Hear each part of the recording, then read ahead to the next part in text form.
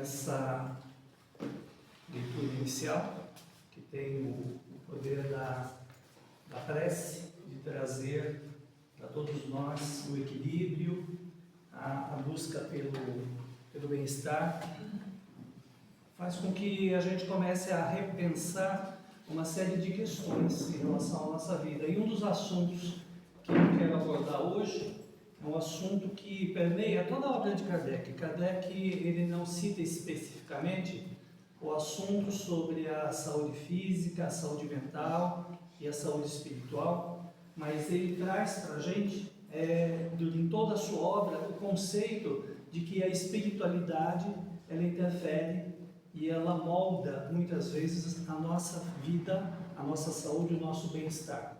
Por isso que eu resolvi falar sobre esse tema, até porque nós temos durante os atendimentos nas segundas-feiras e nas terças-feiras e nas quintas-feiras que nós fazemos, a ponte entre nós e o plano espiritual. Muitos espíritos têm comentado e têm falado sobre essa questão de que nós não conseguimos atingir bem-estar se nós não conseguirmos atingir equilíbrio, principalmente o equilíbrio espiritual. E muita gente fala assim, mas eu consigo separar as coisas. Uma coisa é meu corpo, é como ele funciona, é a doença que eu tenho ou a saúde que eu tenho, e outra coisa é o espiritual, outra coisa é minha alma, aquele espírito encarnado que vai funcionar de forma independente, como se fossem coisas em separado. Mas não esqueçamos que somos espíritos dentro de um corpo. Estamos no corpo e, conforme os pensamentos do espírito, as ações do espírito, as decisões do espírito interferem no corpo, sim. Temos, claro, a influência forte, potente da matéria sobre nós, que nos direciona, faz com que muitas escolhas nossas sejam tomadas na base do funcionamento do nosso corpo. São os nossos hormônios, é a nossa parte animal que fala muito alto, que grita para a gente uma série de coisas, mas não esqueçamos que o nosso espírito, nós fazemos também interferência nesse corpo. Então muita gente pensa que dá para separar uma coisa da outra, mas de fato não. Boa parte das doenças citadas na obra de Kardec e nas obras complementares citam que muitas vezes o adoecimento do corpo decorre de uma fonte inicial que é o espírito. Muitas doenças nós adquirimos na vivência nossa através do corpo físico, mas muitas delas estão associadas e que muitas vezes não adianta tratar só o corpo sem esquecer da parte espiritual. Por isso que eu resolvi trazer esse assunto, porque ele fala muito da nossa necessidade de pensar nesse conjunto. Nós somos um pacote, nós não somos uma coisa separada da outra. E essa junção faz com que a gente pense. E pensando nisso, até as definições de hoje que se tem do que é saúde e do que é a falta dela, nos leva a pensar sobre tudo isso. São várias possibilidades, várias camadas que nós temos em relação à saúde. Nós temos aquilo que é do físico, que está relacionado ao meu autocuidado, aquilo que eu faço para manter o meu corpo, a minha higiene, a minha atividade, o meu sono, está relacionado ao que eu me alimento, ao que eu bebo, está relacionado às atividades que eu faço durante todo o dia, que são a vida nossa que nós temos. Então isso tem um componente físico, em que eu preciso da máquina corporal para executar isso, sem a qual eu não consigo. Mas associado a essa atividade do físico, tem também o meu lado emocional, que está agora aqui no campo da minha mente, que está aqui naquilo que eu penso, naquilo que eu organizo em termos de ideias. Aqui interfere nesse emocional as minhas decisões, as minhas crises, o estresse que eu uso para resolver problemas, as situações de sofrimento que eu passo vivendo a minha vida no dia a dia e aquilo que eu perco, as perdas. Tudo que a gente perde causa envolvimento emocional. Tudo que a gente ganha traz bem-estar, mas a perda é muito pior do que o ganho. Nós sofremos muito mais emocionalmente com o que deixamos de ter do que aquilo que ganhamos. Tem também um outro componente, que é o componente social. Nós somos seres humanos e vivemos em sociedade. Muita gente fala assim, eu não gosto de viver em sociedade, eu quero viver longe de todas as pessoas. Não conseguimos, é impossível. Nós não produzimos o alimento que a gente come, nós não fabricamos a energia elétrica que eu uso para tomar banho no meu chuveiro, eu não fabrico a gasolina que eu ponho no carro para poder me locomover. Então eu preciso da vida em sociedade. Nós somos seres sociais. E não há evolução, isso é relatado em várias obras, não há evolução sem esse atrito social. Conviver com as pessoas na sociedade, na família, no trabalho, no dia a dia, torna-nos mais brilhantes e mais limpos das nossas impurezas. Por quê? Porque o atrito ele é saudável, quando bem conduzido. Então, a vida social nossa, ela também interfere na saúde, interfere na comunidade que eu vivo, que recursos eu tenho, se eu uso água encanada, se eu uso uma água contaminada, se eu tenho amizades, socorro, apoio quando eu preciso, como é que é a minha família, o meu núcleo pequeno, o núcleo familiar maior, as outras relações de afetividade que nós desenvolvemos, as relações humanas no dia a dia que nós vivemos, isso interfere na nossa saúde. Interfere também um componente intelectual, aquilo que eu sei de mim, aquilo que eu penso, aquilo que eu aprendo, porque quanto mais nós aprendemos, mais a gente sabe cuidar de si próprio. Muitas vezes nós ficamos doentes porque não sabemos algumas coisas. Então, a educação nossa, aquilo que a gente realiza no nosso dia a dia, que são as ações de fazer, né? Atividades intelectuais, o trabalho nosso, que é um trabalho que também envolve intelectualidade. Muita gente pensa assim, eu trabalho e eu não paro para pensar. Tudo que nós fazemos relacionado ao trabalho tem que ser pensado, tem que ser raciocinado, tem que ser conduzido. A cultura, o acesso que a gente tem a informações, ao livro, ao filme, ao teatro, à televisão, à leitura, aquilo que a gente ouve nas redes sociais, tudo que envolve cultura, aquilo que eu faço no lazer, nas atividades de descanso, no meu dia de folga, onde eu passeio, para onde eu vou, tudo isso são atividades do grupo intelectual que interferem também na saúde. E por fim, o grupo espiritual. O espiritual está ligado muito aos nossos sentimentos mais elevados, está ligado à questão do amor, da afetividade que nós temos em relação às outras pessoas, às coisas, aos animais e a aquilo que nos envolve. Está ligado à capacidade minha que eu tenho de esperança no futuro melhor, naquilo que eu sei que vai acontecer, porque afinal de contas, sendo filhos de Deus, Deus não é padrasto, Ele é Pai, então Ele vai nos conduzir para o caminho do bem, sempre vai mostrar a melhor opção. O nosso anjo de guarda, esse espírito amigo protetor, sempre vai nos conduzir para o bem. Nós às vezes, rebeldemente, não seguimos essas orientações e depois nos lascamos mais à frente, mas eles fazem isso, então não percamos a esperança jamais.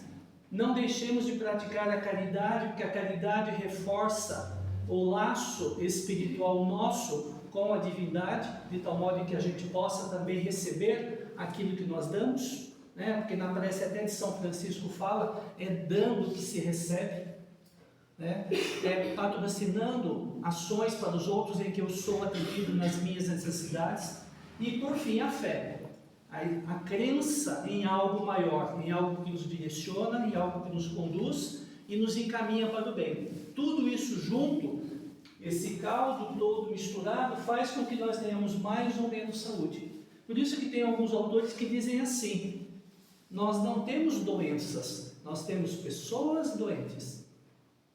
Então, não necessariamente a doença vai ser a ausência da saúde, mas vai ser muito aquilo que a gente produz em relação ao modo em que a gente vive e encaminha o que é a nossa vida. Portanto, a nossa vida, ela vem se desenvolvendo desde que nós reencarnamos aqui, e ao longo do tempo foi havendo mudança. Eu fui buscar na história algumas questões e eu separei em 3 grandes grupos, para a gente entender. Não quis colocar em data, porque data não fica impreciso, mas normalmente é os nossos avós, os nossos pais e nós.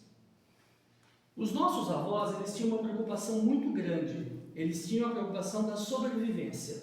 Eles buscavam sobreviver, fazer com que os filhos, e esse era um termo que era usado, que os filhos vingassem. Ontem, né, eu e minha irmã estávamos conversando sobre isso e estávamos relatando um caso de um tio nosso, né?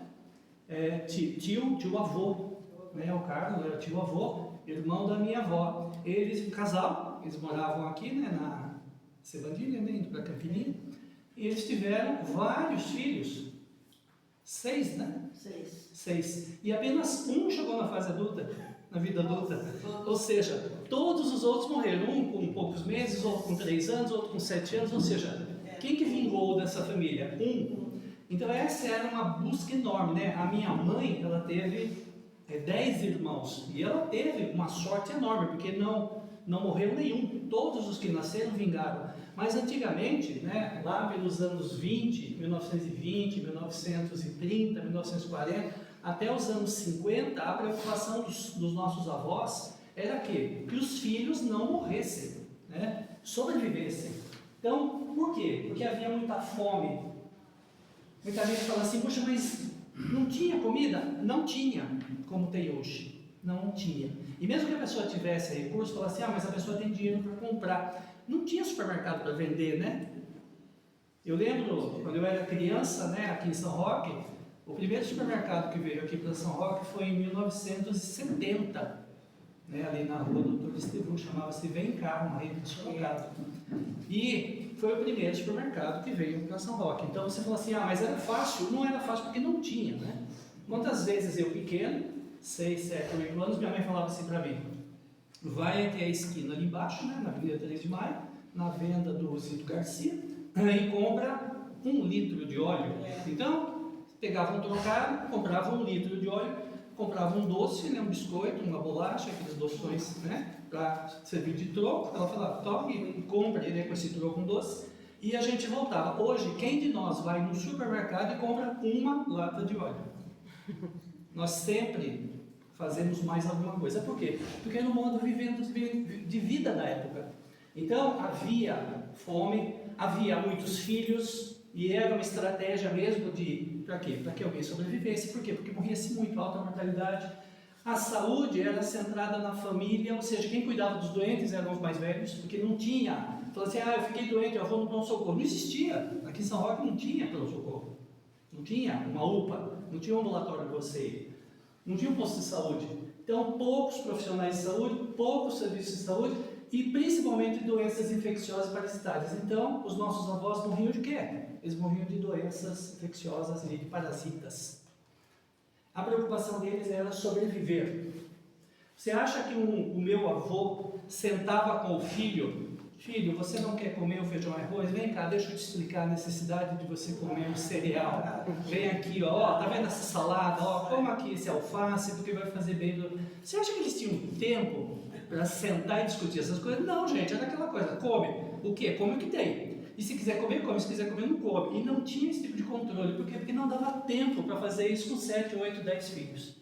Então eles tinham essa preocupação, não deixar os filhos morrer de fome. Bom, evoluímos. Passamos, né, para os nossos pais. Muitos deles, nas décadas aí de 60, 70, 80, 90 e até hoje, muitos pais hoje. O que a gente busca? A gente busca dar para o filho o quê? Estudo. E é o que a grande maioria fez. Ou seja, eu já não morri de fome, então eu vou providenciar que o filho estude. A sociedade se baseou nisso. Aí, claro, a saúde vem junto. Maior acesso a tratamentos, redução da mortalidade, morria-se muito menos, e hoje morre-se menos ainda de crianças. Ações públicas e coletivas, os governos começaram a perceber a necessidade disso, começaram a criar serviços, hospitais, atendimentos, planos de saúde, muito mais serviços, muito mais profissionais. Aí as doenças mudaram também. Resolveu o problema das doenças infecciosas parasitárias. Tem ainda? Claro que tem, mas bom pouquinho. Começamos a morrer do quê? Começamos a morrer de doenças metabólicas, do coração e tumores dos cânceres.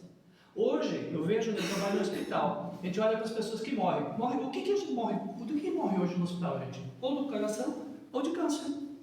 É o grande campeão. Claro, tem outras mortes, mas a maioria é coração e câncer, que é o que mata hoje na atualidade, né? O que nos mata hoje em termos de doença. Então, evoluímos para isso também, agora temos os nossos filhos. Hoje, nós, a maioria de nós, pais com filhos. O que a gente quer buscar nesses filhos? A gente quer que esses filhos nossos sejam equilibrados. Porque eles não vão morrer de fome e eles já estão estudando, mas a gente quer que eles sejam equilibrados.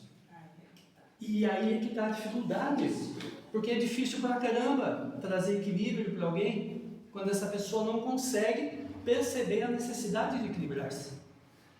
Lógico que isso causa uma mudança na sociedade. Então hoje, o que nós temos? Nós temos hoje um acesso exagerado às coisas. Tudo que a gente quiser saber, a gente sabe acessando o celular. Tudo que a gente quiser comprar, a gente consegue fazer uma dívida do cartão e conseguir entregar em casa amanhã cedo. Ou seja, nós temos um acesso exagerado, nós temos uma facilidade muito grande, isso é ótimo, isso é maravilhoso. Trouxe para a gente inúmeros tratamentos. Hoje, se você for ver a lista dos profissionais de saúde, que há um tempo atrás eram 3, 4 profissões, hoje tem inúmeros. Tem profissional de saúde para fazer qualquer tipo de tratamento que você puder imaginar hoje, alguém que faz. Inúmeros profissionais. Ações agora voltadas para o indivíduo, não mais coletivas. Por quê? Porque isso compete ao Estado, à Prefeitura, ao município. Esses estão preocupados em fazer hospitais, fazer pronto-socorro, mas os profissionais estão preocupados em atender individualmente. Ações, então, individualizadas. E a mortalidade nossa hoje, que é causas externas. Então, de que a gente morre hoje? Morre de tiro, atropelamento, morre de ferimentos, morre de acidentes. Ou seja, a mudança do perfil das pessoas muda o perfil de vida e morte. Ou seja, e nós temos hoje doenças do comportamento e doenças da alma. Sabe aquelas tristezas, aquelas mágoas, aquelas situações em que a gente não encontra uma solução e uma saída? É isso que nos aflige hoje. Porque hoje, se nós estamos com uma amidalite, a gente toma antibiótico e fica bom. 80 anos atrás tinha uma amidalite, não melhorava, evoluiu para uma infecção generalizada, morria de sepsis. E hoje não, toma antibiótico 5 dias, está pleno. Mas, em compensação, as mudanças têm uma outra conotação. Lá atrás, não dava para discutir com um filho sobre uma questão do que ele ia fazer na vida. Porque tinha que comer, tinha que sobreviver, tinha que estudar, ponto. Era isso. Hoje não. Hoje a gente tem que sentar e discutir. O que você vai fazer da vida? Quais são as opções? No que você vai ganhar dinheiro? No que você não vai? Então isso tem feito as pessoas mudarem de comportamento. Estão saindo cada vez mais tarde da casa dos pais, estão ficando mais preocupados com uma série de coisas, e é claro que isso traz uma série de reverberações, uma série de situações, porque são coisas que atormentam o quê? O comportamento e a alma. Então o sofrimento, ele mudou de perfil. Antes nós sofríamos por dor de dente, e hoje, nós sofremos porque eu não sei o que fazer com a cor do meu dente. É verdade.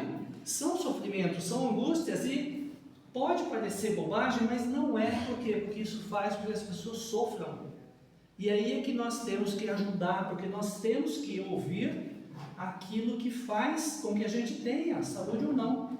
E aí a gente começa a responder algumas coisas quando a gente para pensar. Como é que é onde vivemos?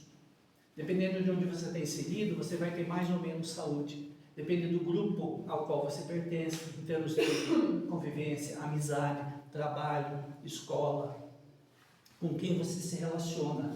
Como é que é essa relação? Que pode ser uma relação doentia, tóxica, que faz você ficar doente. Como é que a gente organiza a vida social nossa de modo a nos proteger? A proteger quem? Os mais vulneráveis, os nossos filhos, aqueles que não sabem ainda escolher bem o caminho. Ou nós mesmos, com a dor e o sofrimento que nós temos de viver a vida. Por que tanta gente traz queixas? Ontem nós vimos um atendimento de uma pessoa que ela perdeu a razão de viver. Ela não quer mais viver. Por quê? Porque ela não se sente mais satisfeita com a vida que ela tem. E não é uma pessoa jovem, é uma pessoa de 60 e poucos anos, que realizou uma série de coisas, mas ela não encontra na vida algo que a mostre qual é o caminho, qual é o objetivo, então ela sofre. E nós não podemos simplesmente, como muita gente fala, isso é bobagem, deixa pra lá. Ou então aquelas frases prontas, isso passa, Deus quer assim. Isso não responde o sofrimento, isso não alivia a dor de quem está passando pelo sofrimento. Nós temos que pensar e entender isso melhor. E quando a gente busca entender, a gente percebe que nós temos as necessidades nossas em várias categorias. Então nós temos as necessidades fisiológicas, alimento, abrigo, sono, higiene, descanso corporal, hidratação adequada, sobretudo dentro físico, esse a gente consegue fazer da conta. Nós temos aquelas de segurança, que pode ser física ou emocional. Ninguém consegue viver bem em um ambiente inseguro. Eu fico imaginando a dificuldade de saúde que tem hoje lá, aqueles bombardeados lá na faixa de Gaza, ou aqueles que estão na Ucrânia, na guerra. Como é que uma pessoa vai ser saudável, sendo que estão disparando tiros, bombardeando? Ou aqui mesmo no Brasil, em algumas comunidades, né, que tem tiroteio. Essa semana no Rio de Janeiro, uma comunidade lá fechou tudo, né? Ou seja, as pessoas passam no meio de fogo cruzado. Como é que você consegue ser saudável se você está andando no meio do tiro? Não é impossível. Então, segurança física e segurança emocional, que é o que a gente tem que promover para as pessoas também. Senso de pertencimento. Para ter saúde, eu tenho que me sentir parte de algo, de alguém, ou de alguma família, ou de algum grupo, ou de algum ambiente. Porque se eu não pertencer a nada, eu estou solto, largado à minha própria sorte. Isso me faz sofrer. Me traz desequilíbrio, sim. Reconhecimento. Eu preciso fazer aquilo em que eu, de forma própria, estime aquilo que eu faço. Então eu tenho que fazer coisas em que eu fique satisfeito comigo mesmo. Isso é autoestima. Eu estou feliz comigo. Isso é autoestima. Se eu não tiver isso, eu não consigo aceitar e continuo sofrendo. Eu preciso de respeito naquilo que eu faço. Então hoje, né, as redes sociais têm um impacto brutal na autoestima, principalmente de jovens. Por quê? Porque as pessoas são atacadas verbal e visualmente na rede social por uma série de questões, e isso sofre, isso causa dor, causa impacto.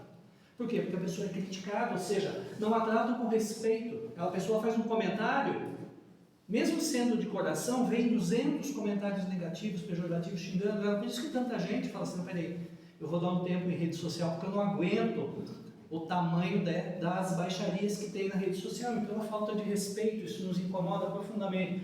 E por fim, a autorrealização. A autorrealização está muito associada ao nosso desenvolvimento pessoal. Quando a gente se autorrealiza, a gente atinge um patamar elevado de bem-estar. E isso pode ser entendido como sendo o momento em que a gente participa da evolução espiritual. Ou seja, quando é que a gente evolui? Quando a gente consegue lidar com tudo isso e lidar com isso de uma forma equilibrada. Portanto, ter saúde depende de onde a gente vive, claro, mas depende também, trazendo agora para a visão espírita, do nosso plano reencarnatório. Então a gente fala assim: ah não, eu vivo e eu não devo nada ao plano espiritual. Deve sim, né? Antes de nascermos, alguém chegou para a gente e perguntou assim: você vai nascer, tá bom? Tá, vai ser dessa família, certo? Qual o plano? O plano seu, você vai passar mais ou menos isso, você vai ter assim, assim. Ah, isso veio engessado, isso veio acorrentado, veio grudado? Não. Em linhas gerais. Olha, você vai se desenvolver, vai crescer, você vai buscar uma profissão com mais características, você vai fazer isso. Provavelmente você vai se envolver com tal e tal pessoa. Se for para ter filhos por necessidade, vai ser isso assim e tal. Esse é o plano reencarnatório. Então isso é pensado anteriormente. Aí muita gente fala assim: ah não, eu vim aqui e eu não tenho nada de plano. Raramente alguém nasce sem um plano reencarnatório. Só aqueles que a reencarnação é compulsória, que o plano espiritual chega, que geralmente são pessoas muito ruins, que não deve ser o nosso caso aqui. Nós somos um pouco ruins, nós não somos muito ruins. Só o fato da gente sentar aqui dentro das cadeiras, sinal que a gente já está com o pezinho na melhoria, né? A gente saiu da piora e estamos na melhoria. Então, provavelmente para todos nós, alguém chegou e perguntou assim: ó, vamos fazer o seguinte, ó, o plano seu vai ser mais ou menos esse, ó, você concorda? Concorda. Então tá, então vai, nasce, veio. Quem não tem plano são os compulsórios. É tipo aquele que está assim perdidaço, o plano espiritual fala assim: meu Deus, olha o infeliz aqui, né? Esse espírito errante, né? Envolvido em desgraça. Tem uma pessoa que vai ficar grávida hoje à noite, pega ele e põe lá, joga lá. E ele nasce em algum lugar, né, sabe Deus onde, e aí são aquelas situações assim, né, meio no susto, no tranco e no barranco. Mas geralmente quem frequenta uma religião, quem pensa um pouco mais, geralmente quem constitui laços familiares, ou seja, tem uma vida mais ou menos equilibrada, que é o nosso caso, né? Já temos plano, então já estamos numa fase melhorzinha. Nesse plano, a gente vem com aprendizados, né? Que Kardec falou que são as provas. Prova não no sentido de, tá vendo, você vai nascer, você vai sofrer a vida toda, você vai pastar lá, né? Vai comer capim até pela raiz. Não. Nós temos as provas como aprendizado. É aquela coisa que a gente faz na escola para ver se passa de ano. Você faz uma prova, para você ver se você é aceito no concurso. Você faz uma prova. Então, mede o seu aprendizado. Então, para Kardec, a palavra prova, ele usou, mas ele sendo educador, ele estava querendo dizer aprendizados. E é claro que vem também os ajustes. Ah, eu distorci, eu quebrei a lei de amor, eu feri pessoas, eu machuquei fisicamente alguém, eu produzi crimes. Tá, então agora vem a necessidade de ajustar. Aí são as expiações.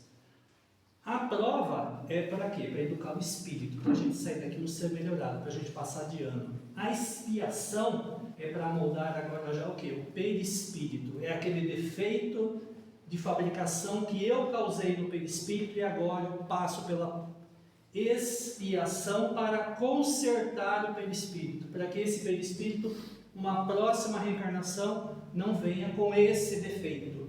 E o perispírito com defeito é a forma torta. E a forma torta fabrica um bolo torto.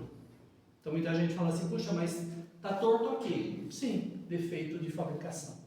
Por quê? Porque a forma estava deficiente. Ah, mas pode ser visível? Pode ser visível. Quando a gente vê, por exemplo, algumas deficiências, defeitos de fabricação. Mas e aquilo que a gente não vê? Por exemplo, as doenças ocultas, né, que estão aqui dentro. Também são defeitos de fabricação, mas ficam ali envolvidos pela capa do corpo que a esconde.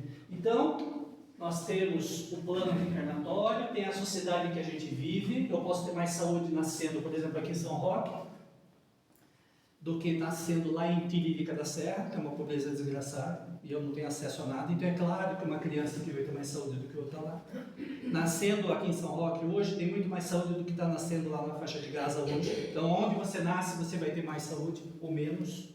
E tem também os comportamentos, que muita gente fala que é a nossa parte em que eu posso atuar sobre ela, que é a chamada vida saudável. E aí tem o que? Tem o que a gente usa, né, do corpo. Nosso corpo é um instrumento que a gente usa para viver a vida aqui. Então aí, usou bem o corpo funciona bem no tempo que o plano reencarnatório deu para ele. Ah, e tantos anos? Tá bom, ele segue e às vezes até passa. É o carro que a gente compra, né, zero, vai usando, chega uma hora que não funciona mais, porque gastou. Nosso corpo também é uma máquina, ela gasta. Então vai até o ponto. Se eu usar bem, dura mais. Se eu usar ruim, se eu abusar, dura menos. Então muita gente fala assim, poxa, mas eu fiquei doente. Mas olha o que você fazia antes. Ah, eu fazia isso, tem todo explicado. Por que não aguentou aquela parte. Tá certo? O que a gente sofre, a sobrecarga, principalmente do estresse físico e mental, tudo aquilo que sobrecarrega, gasta. Então, a literatura espírita fala sempre para nós levarmos a vida com tranquilidade, com equilíbrio, né? Com parcimônia, nada de exageros. Por quê? Porque o estresse físico e mental, e o estresse físico às vezes acontece por atividades em excesso. Tudo que é em excesso é prejudicial, perigoso. Então gasta, essa sobrecarga traz pouca vida saudável. A qualidade de vida que eu escolho nas coisas que eu faço, nas pessoas que eu me envolvo, o quanto eu convivo, o quanto eu decido com elas e as coisas que eu adquiro ao longo disso. Claro, tem a nossa parcela de prevenir e controlar doenças, né? Eu sou hipertenso, então eu tenho que tomar remédio de pressão todos os dias, ponto. Ah não, eu sou rebelde, o plano espiritual vai cuidar de mim, eu não vou tomar remédio de pressão, tá bom, eu posso ter um derrame. Aí depois eu vou chegar um dia, né, com o derrame e falar assim, tá vendo? Deus não me ajudou. Olha, anjo da guarda, você falhou. O anjo da guarda vai virar para mim e falar assim, pô, cara, você sabia que tinha que tomar remédio de pressão, você não quis, porque você foi inconsequente. Agora você corrige a sua falha. Então, tem coisas que a gente tem que fazer. Eu sei que tem que tomar, eu tomo. Eu sei que eu preciso fazer alguma coisa, eu faço. Porque se eu não fizer, a responsabilidade é minha. Tem também aquilo que a gente aprende para tornar a mente sadia, né? Os filósofos antigos falavam, né? Mente sã, um corpo são. Ou seja, e um corpo são leva a mente sã. Então, portanto, uma coisa está ligada à outra. Então, manter o corpo sadio, da melhor forma possível, faz com que a gente busque aprender. Então, estimula o aprendizado, a leitura, né? observar coisas boas, acompanhar, né, aquilo que é saudável e equilíbrio e moderação. Por que moderação, né? Moderação, porque outro dia escutando no rádio, um locutor falou para a pessoa assim, hoje é sexta-feira, né, então vamos sair, né, hoje, né, sextou, vamos sair para tomar uma cerveja, né? Tem problema? Claro que não, vamos sair para beber, vamos sair beber. Aí ele falou assim, mas beba pouco, beba com moderação, para você poder beber sempre. E esse é o recado, ou seja, coma com moderação, para você comer sempre, né? Beba com moderação, para você poder beber sempre, ou seja, viva com moderação, para você poder viver sempre, né? Um tempo longo, sempre não, mas mais tempo. Por quê? Porque o equilíbrio e a moderação trazem isso, para que a gente tenha o quê? A saúde espiritual, que é a nossa espiritualidade. Sim, uma coisa está ligada à outra. E geralmente essa é a dimensão mais esquecida. Nós somos, né, espíritos num corpo material. Então a gente esquece que somos espíritos. Então a gente cuida muito do corpo. A gente faz muita atividade do corpo e esquece do espírito. Então essa dimensão é a mais esquecida. E nós estamos vivendo uma época em que a gente tem que buscar um bem-estar que seja mais integral. Por quê? Porque nós estamos vivendo uma época de transição, né, até uma própria transição planetária. As pessoas estão buscando mais ser alguma coisa do que ter alguma coisa. Ou é exatamente o contrário? O que vocês acham? Dependendo do que eu falo, é exatamente o contrário. Tem gente que fala assim, eu quero isto, aquilo. Ele só está pensando no campo do ter coisas. Eu quero ter isso, quero ter aquilo, né? Se mata a vida toda para ter aquilo. Não se preocupa com ser alguma coisa. Então, nós temos que ter a busca pelo ser. Eu ser melhor, eu ser mais decente, eu ser mais educado, eu ser mais gentil. E não eu ter mais isso, ter mais aquilo, ter mais aquilo. Então hoje, né, as redes sociais nos trazem muito a vida do ter coisas, né? Ganhar. Dinheiro, coisas. A gente vê muito, né, a ostentação, né, das redes e é focada no ter. Mas tirando isso, a pessoa é vazia, ela não tem quase nada.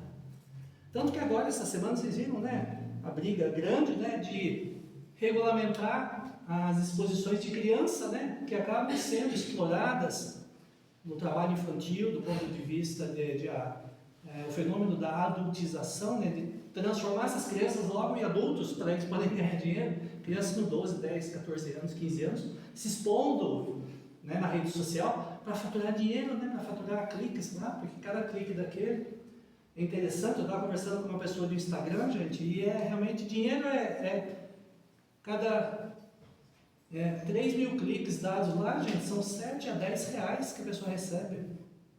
Por isso que tem essas pessoas que têm 10, 20 milhões de seguidores e estão cheios de dinheiro. Por quê? Porque rede social remunera, né? Ou seja, tem o fenômeno da monetização, né? Cada clicada que você dá naquele negócio, quem postou recebe um troquinho, né? Um centavinho, uma merreca lá, vai juntando, e dá bastante, né?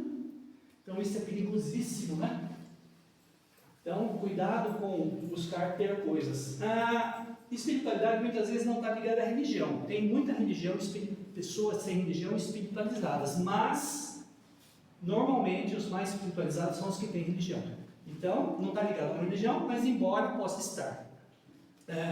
E a pessoa que tem que buscar o que é a conexão com o divino dela, aquilo que está acima de nós, o nosso divino. Ou seja, se eu não consigo identificar como sendo a figura de Deus como algo a ser buscado, mas eu posso pensar num sentido da vida. Ou seja, a minha vida serve para o que é a minha crença, o que eu acredito, o que eu busco que é coerente e equilibrado com a minha escala de valores.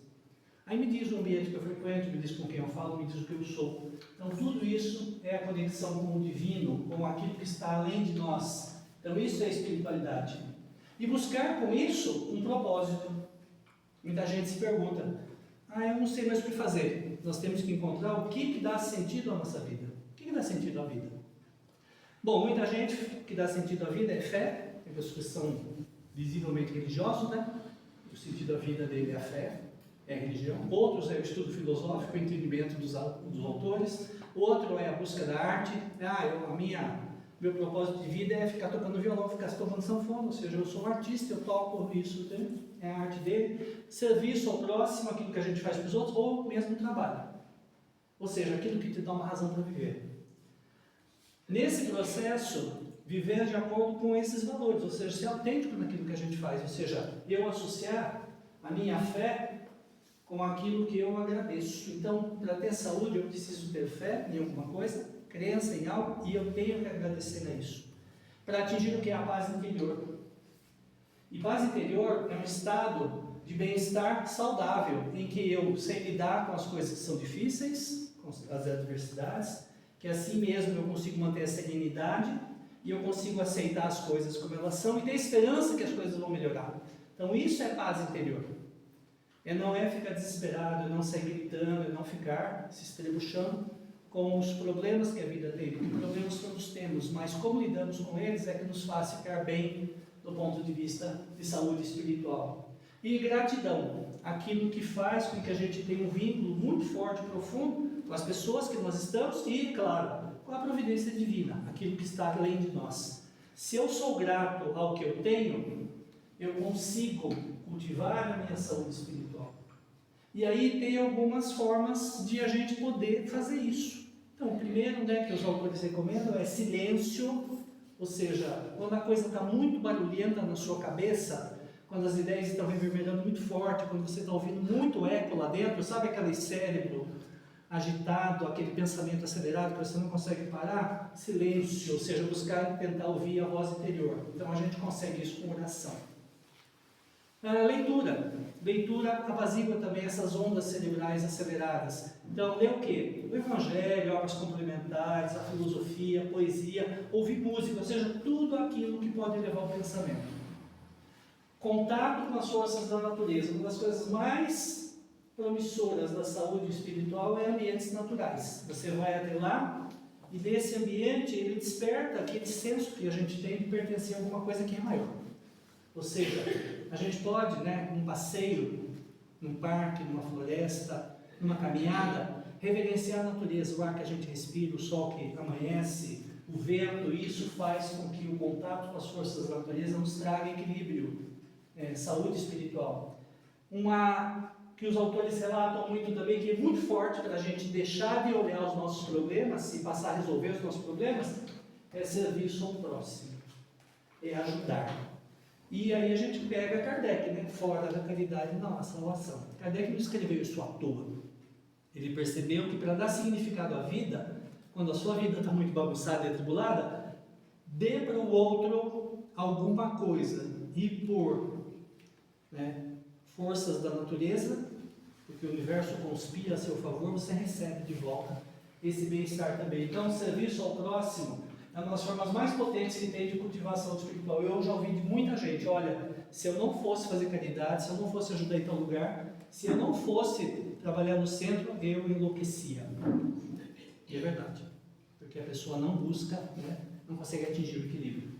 E rituais que sejam significativos, porque às vezes eu não tenho religião, mas eu tenho um ritual significativo. Então, por exemplo, parar para pensar ou meditar. Ou seja, tirar horas do dia para fazer aquilo que é bom, que é nada. Nós temos que ter uns tempos para nada. Fazer nada. O que você está fazendo? Não fazendo nada. Uma meia hora, uma hora, um tempo do dia para fazer nada. Para quê? Para botar as ondas do cérebro no seu lugar. Para que cultivar a saúde espiritual. Banho de ervas. Os mentores falam muito para a gente, olha, você está se sentindo mal? Toma um banho de ervas. Que ervas? Olha, qualquer erva de tempero. Por exemplo, manjericão, salsinha, cebolinha.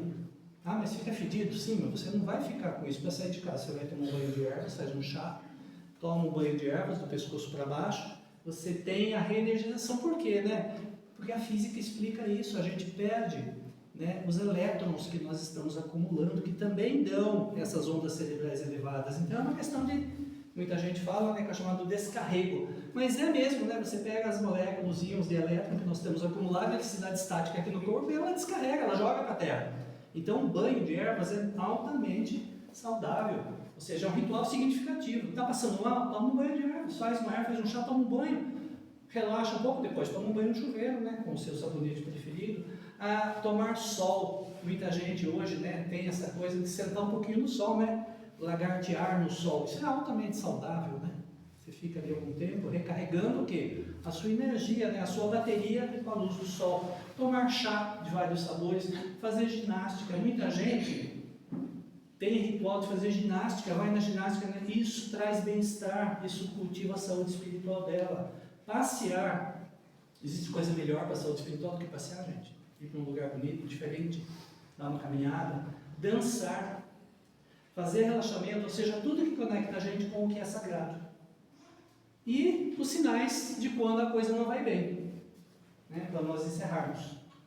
Ou seja, o que as pessoas trazem? Isso aqui são coisas que eu ouço no dia a dia nosso aqui. São coisas que as pessoas nos falam quando vêm conversar com a gente, né? Que são sinais de desequilíbrio espiritual. Primeiro, sentimento de vazio, falta de propósito, falta de vontade. Não sei o que fazer, não tenho propósito, não tenho vontade. Né? Desconexão com os próprios valores, ou seja, ela passa a não acreditar mais. Ela não acredita mais no que ela acreditava antes. Ela começa a perceber que não vale a pena. E aí ela evolui para a falta de esperança. E não tem fé diante das dificuldades. Por quê? Porque ela não vê saída para os problemas. Ela acha que o problema é o fim. E não é, o problema é apenas uma etapa. Depois do problema, passa e vem outra coisa. Sensação de estar perdido. Eu ouço muito isso das pessoas que vêm e falam assim, sensação, eu estou perdido, parece que eu estou sem caminho, sem rumo, sem direção. E que eu ouço também, que a vida não vale a pena. E a pessoa, quando fala que a vida não vale a pena, o que ela está dizendo para a gente? Ela está dizendo assim, socorro, me ajude, né? A minha vida não está valendo a pena. As pessoas que têm sentimento de que a vida não vale a pena são pessoas muito suscetíveis de pensar em tirar a própria vida. Porque já que a vida não vale a pena, vamos tirar então o que está incomodando. Então ele tira o sofrimento. Muita gente fala assim, a pessoa que tenta suicídio, ele fraqueja. Não, ele está buscando uma saída do sofrimento que ele não está aguentando mais. Ele quer achar uma solução. Então, a vida não vale a pena, por isso que eu quero ir embora. Muita gente fala, eu ouço isso às vezes, eu quero ir embora daqui, eu não aguento mais, estou cansado, quero ir embora. Procura algo que não encontra, nunca conquista, nunca alcança, fala assim, trabalho, me mato, e nunca dá certo, nunca sobra dinheiro, nunca tem as coisas. Sentimento de incapacidade, sente um incômodo profundamente pessoal, ela se sente incomodada com ela própria e não encontra uma forma para se conectar com o quê? Com o mistério da existência, porque cá para nós, mesmo encarnados, mesmo ouvindo os espíritos falar, mesmo lendo nos livros, é um mistério que vai acontecer com a gente no dia do desencarne. Não sei exatamente o que vai acontecer. Não sei se eu vou dormir, se eu vou acordar, se eu vou passar sorrindo, não sei se vou ficar uma semana meio confuso, meio tonto, não sei o que vai acontecer. Então é um mistério da existência que a gente só vai perceber quando a gente chega lá. E aí com isso a gente vai precisar se tratar. Então para manter a nossa saúde espiritual, vários tratamentos são possíveis. E aí a gente pode escolher aquilo que mais nos cabe. O que se fala muito no centro espírita é a questão da reforma íntima, isso precisa ter reforma íntima. Reforma íntima é o seguinte, é quando você precisa mudar alguma coisa, mas você só vai mudar, a mudança só acontece quando a dor de você ficar de onde está é maior do que a dor de mudar. Pode parecer bobagem, mas é isso mesmo que nos move, A gente só sai do lugar quando ficar ali dói mais do que buscar uma solução. Então a gente tem que fazer o quê? A reforma íntima. E aí nós temos que escolher o que a gente vai deixar para lá e o que vai ficar. Isso é uma decisão difícil. Outro dia, conversando com um frequentador aqui, que bebe demais da conta. Eu falei para ele, você tem que, é difícil, mas você tem que fazer uma escolha. Você tem que escolher o que você vai deixar. Ou você deixa de beber, ou você deixa de viver. Aí você tem que escolher o que você quer da vida. Qual que é a sua maior paixão? A vida ou a bebida? Dependendo da resposta, a pessoa segue um caminho ou outro. Porque tem coisa que não dá, Você tem que dizer assim, para você mesmo, eu adoro isso, mas está me fazendo mal, tá? O que eu vou deixar então? Isso eu vou deixar. E o que vai ficar? Isso serve para os relacionamentos, O que eu vou deixar? Eu não aguento mais, E o que eu vou ficar? Outro item importante é ter esperança, que é o verbo esperançar. Muita gente fala assim, E esperança, espera. Esperança não é espera, não é esperar. Ah, eu quero deixar do jeito que está para ver como é que fica. Não, esperançar não é esperar. Esperançar é agir diante das provações. Deu problema? Vamos lá, vamos resolver. Qual que é a questão? Então vamos em frente. E ter esperança de que o resultado vai ser positivo, vai ser melhor. Para quê? Para fortalecer o que vale, aquilo que vale a pena. E não ficar lutando batalha perdida. Esses dias, num treinamento de uma empresa, foi interessante que eles deram um exemplo, não sei se vocês já ouviram, o exemplo do cavalo morto. Então, reuniram uma grande empresa para discutir como é que eles faziam o cavalo produzir mais. Eles tinham cavalos lá, como é que eles faziam o cavalo produzir mais? Então, eles discutiram uma série de fórmulas. Não, diminui a jornada do trabalho do cavalo, o cavalo vai correr mais. Não, troca o arreio, põe não sei o quê. Não, dá comida para o cavalo, faz isso para o cavalo. Aí alguém falou assim, não, mas o cavalo está morto. Então, gente, é o que a gente tem que ter para a nossa vida. Cavalo morto, não adianta chicotear, não adianta dar comida. Chega um momento em que tem que o quê? Trocar de cavalo. Esse é a lutar a batalha perdida. Muita gente fala assim, mas eu não luto. Se a batalha é perdida, às vezes não vale a pena. Outro dia eu escutei uma colaboradora da casa falando o seguinte, que ela teve uma grande decepção amorosa e que ela estava lutando pelo amor, lutando por reconquistar o amor. Aí uma outra pessoa falou para ela assim, mas se é amor, então não vale a pena lutar. Porque se for amor, você não precisa lutar. Amor é natural, amor vem sozinho, o amor é automático. Se você tiver que lutar para ficar com essa pessoa, não é amor, é posse. Eu não quero largar a mão do outro, que já não me ama mais. Aí é possessão, é querer ficar junto. Então não é amor. Amor é deixar ir. Porque não se deve lutar por amor, porque o amor tem que ser natural. Se eu tiver que brigar para ser amado, não vale a pena. O amor tem que vir naturalmente. Então, eu luto pelo amor. Não, gente, lutar por um amor que não existe mais é batalha perdida. Tem que repensar isso. E perseverar na vida, que é uma frase que eu gosto muito, que eu tenho até no meu WhatsApp. Confie e segue. Eu acho que é uma das grandes lições do Espiritismo. A gente tem que confiar que as coisas vão ser boas, que as coisas vão ser melhor e seguir em frente. Mas está ruim? Sim, segue. Mas piorou, continua seguindo, uma hora melhor. Ou seja, confia. Confia na providência divina e pratica a ginástica da alma. Isso aqui é uma recomendação muito interessante. Que é evangelho no lar, que é participar de reuniões de estudo. Muita gente fala assim, eu não venho na reunião do centro porque eu prefiro estudar sozinho. A reunião em grupo é muito mais interessante. A gente em grupo aprende muito mais do que ler sozinho. Ler sozinho a gente lê e esquece. Por exemplo, eu já li as obras todas, várias vezes. Quase todas. E se você perguntar para mim, eu tenho coisa que eu não sei. Por quê? Porque eu esqueci. Agora, aquilo que a gente estuda em grupo, conversando com os outros, é muito mais eficiente. Então, reuniões de estudo é muito ginástica para a alma. Oração diária, todo dia orar, né, gente? É uma coisa que as pessoas falam, puxa, mas tem que orar todo dia, tem que orar todo dia. Deve ser a primeira coisa que a gente faz quando levanta, acorda, e a última coisa que a gente faz antes de dormir. Dura 15 segundos, meio minuto, você fazer aquela conexão, acordou, abre os olhos, se conecta e faz a sua oração pedindo proteção, pedindo orientação, pedindo um bom caminho. Vai dormir, agradece, demonstra gratidão por tudo aquilo que você teve. Só o fato de estar deitando para dormir já é uma gratidão enorme, né? Porque podia ter morrido durante o dia, né? Podia ter sido atropelado por um ônibus e estar no hospital. Não, você está deitado na sua cama, agradeça. Então, a oração diária, para dar força e para agradecer. Participar de cultos religiosos, qualquer religião, gente, qualquer uma, sabe? Nós temos que ter um caminho religioso. Se não é aqui, é lá no evangélico, é lá na igreja católica, é na procissão do São Roque, qualquer uma serve, mas tem que ter um culto religioso. Eu tenho muita pena das pessoas que se dizem, não, eu não preciso de religião. E eles não têm a capacidade de serem ateus, né? Porque o ateu é convicto, né? Não existe mais nada mesmo. Não, esse está resolvido.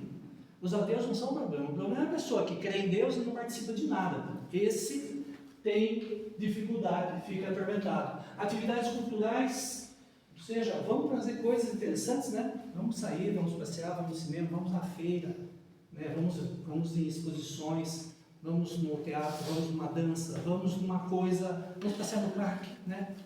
Atividades culturais, vamos passar o fim de semana, né, na casa dos parentes, fazendo comida, né? E servir ao próximo. Servir ao próximo é o maior tratamento espiritual que a gente pode ter na face da Terra, que é o que nos dá realmente a plena condição de ficarmos mentalmente bons, espiritualmente saudáveis. Fazer algo para o próximo. E com isso, então, eu encerro a nossa conversa, a nossa saúde mental, espiritual e física